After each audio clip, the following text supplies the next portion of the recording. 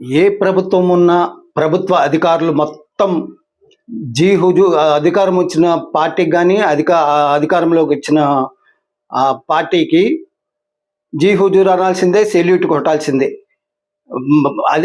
అధికారులకి, ప్రభుత్వ అధికారులకి వాళ్ళకు ధర్మ సంకటం అన్నమాట. ప్రభుత్వం చెప్పిన మాట వినకపోతే వీళ్ళతో దొబ్బులు, వింటే ప్రతిపక్షంతో దొబ్బులు. ప్రతిపక్షాలు కూడా అధికారంలోకి వస్తాయి.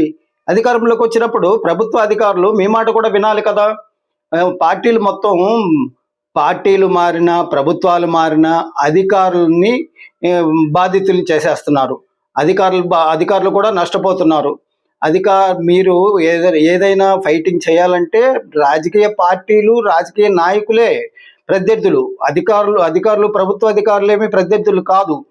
కాబట్టి అన్ని పార్టీలు, ఏ ప్రభుత్వం అధికారం లేకున్నా అన్ని పార్టీలు వాళ్ళు, ఎందుకంటే ప్రభుత్వం చెప్పినట్టు వినాలి కాబట్టి అర్థం చేసుకోవాలి. మన పార్టీ అధికారం వస్తే మన మాట కూడా వింటారు కదా అని అర్థం చేసుకోవాలి. అన్ని పార్టీలు ప్రభుత్వ అధికారులని నిందించకూడదు, ప్రభుత్వ అధికారులని గౌరవించాలి.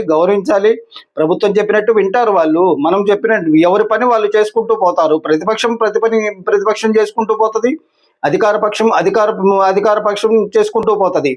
కాబట్టి ప్రభుత్వాలు మారిన ప్రభుత్వ అధికారులని దూషించడం కానీ, ప్రభుత్వాలు మారిన తర్వాత కక్ష పెట్టుకోవడం కానీ, ప్రభుత్వ అధికారులని ఏమీ చేయకూడదు. వాళ్ళు ప్రభుత్వము ఉద్యోగం రాకముందే వాళ్ళు ఓటర్లు.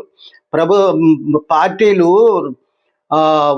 ఓటర్లని ఎలా గౌరవిస్తున్నారో ప్రభుత్వ అధికారులు కూడా అలా గౌరవించాలి. వాళ్ళకు ఓటు హక్కు వచ్చిన తర్వాతే వాళ్ళు ప్రభుత్వ ఉద్యోగులు. ప్రతి ఒక్కరికి ఓటు హక్కు ఉంటుంది, ప్రతి ఒక్కరికి భారతీయుడు అనే గౌరవం ఉంటుంది. కాబట్టి ప్రభుత్వ అధికారులని ఏ పార్టీలు దూషించకూడదని కోరుకుంటున్నాడు రాజకీయ ఎన్నికల వ్యూహకర్త తాతా సుబ్రహ్మణ్యం, మై పెన్ పేపర్ అధినేత. మిగిలిన విషయాలు రేపు మాట్లాడుకుందాం.